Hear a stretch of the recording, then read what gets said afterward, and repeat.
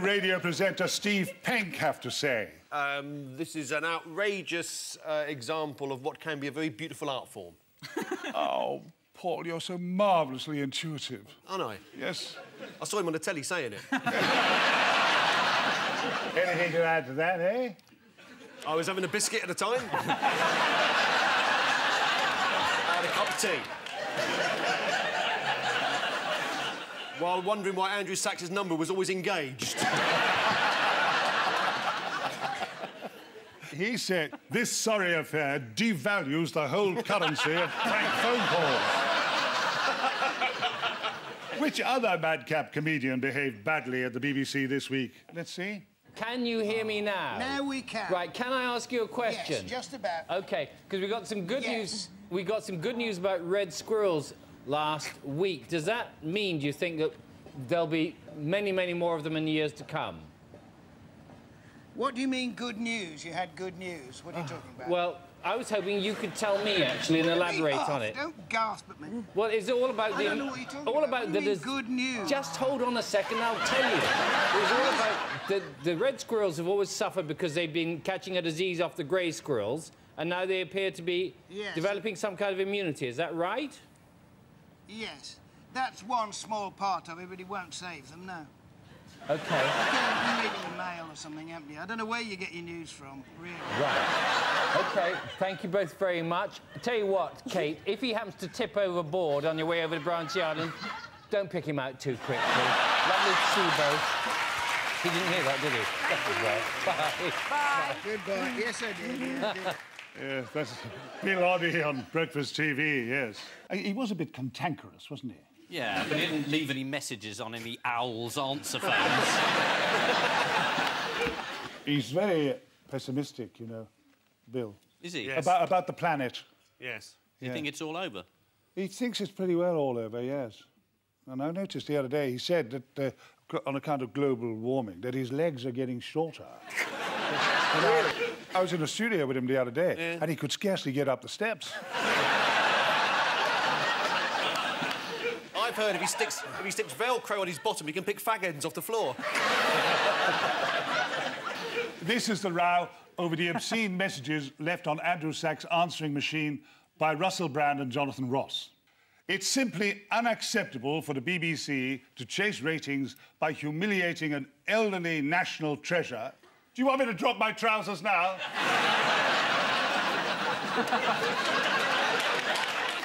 It's lucky for Russell Brand that he resigned before the outcome of the inquiry, because the BBC were going to throw the bookie wook at him. Making abusive telephone calls is technically a criminal offence. So the lisping TV presenter, Jonathan Ross, could actually end up in prison. If he thinks he has any trouble with his R's now... Ian and Vince, here's yours. We're back to boom and bust, aren't we? We are. That's presumably the bust. oil. Yes. That's money, I would guess. Bankers' bonuses, I think, being counted. That's Darling's house for sale. You should have had his job. I think so, too. The world economy's going down the toilet, is that right? It That's is. a technical term, Vince. It is, and it all started, I think, because the banks have messed things up. They've lent money to the wrong people. My bank is the Royal Bank of Scotland, right? Oh, yes, I've heard of it. Yeah, and they've advanced vast amounts of money to a man called Mr. Deripaska, who's a friend of Lord Mandelson, to buy a nickel company. Now, if we're talking about repossession, we shouldn't be repossessing people's homes. We should be repossessing his yacht, shouldn't we? This is it. Vince is the man who knows about the economy. But, I mean, he's so depressing. Well, this is Doctor Who and this is Doctor Doom. No, but, I mean, give us a ray of hope, Cock. Just a gleam. Well, the gleam is that the bankers are enjoying a bit of misery. You know the story that's going around the city at the moment?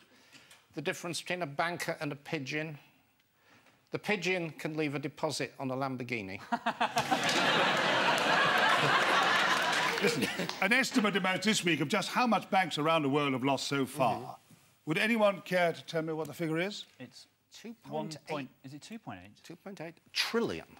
trillion. To put it in context, with £2.8 trillion, you could buy 2.8 trillion things at a pound shop.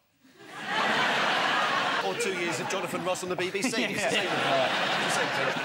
Which country did the IMF have to bail out this week? Is it Hungary? Or Britain, if you're watching the repeat.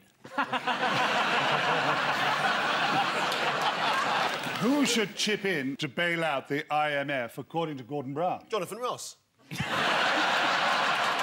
Well, that's it. That's sorted out. That's brilliant. You see, cheerfulness, practical solutions. Get Paul into the Lib Dems. Exactly. That would be a struggle. What, you mean, not enough gravitas, like Lembit? Yeah, that's very cheeky. Yeah. The answer... Who bucked the trend this week, recession-wise? Or is it BP? BP earns 70 million quid a day and everybody's up in arms and surprised, but it's 80p for a bag of crisps in there. It's hardly surprising. If I can tell you an inside story from the oil industry, and I used to work there, we actually used to make more money from the sandwiches than the petrol. But surely the petrol's tastier. Shouldn't they be abandoning the rather intense process of trying to find oil and just be making sandwiches? It's so much more easy. And in fact, if we can just make cars that run on sandwiches, the whole thing is solved. Yeah. The answer's Volkswagen. The answer's Volkswagen, did you say? No, yes. that may be another answer, but he's actually... The boy is onto it about BP and Shell. I'm 36. I'm 36, Tom Baker. 36.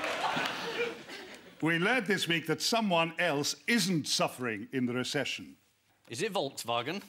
I'm going to say that all night. Yeah. Tony Blair. He's...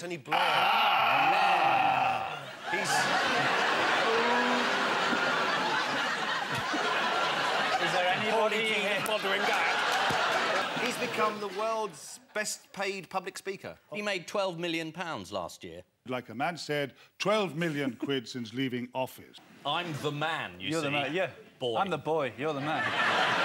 Let's have a standing-up competition here.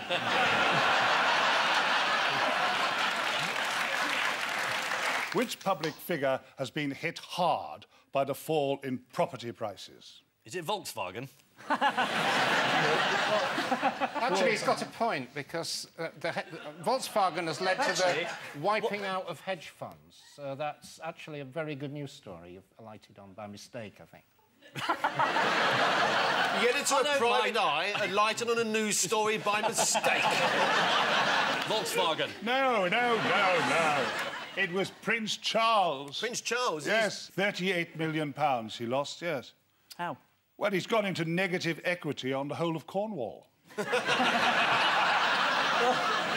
Volkswagen was in the news this week. Oh, I know this one. Prince Charles. This is all to do with hedge funds. Vince won't know this, but... What happens, Vince, is, you see, the hedge fund people targeted Volkswagen, thinking stupidly the share price was going down, but Porsche had secretly bought in, unknown to everybody else. You can do this under German rules, Vince. It's quite interesting, this bit. And anyway, so the share price... It's brilliant, this, of Volkswagen, then rocketed. All the hedge fund people lost all their money.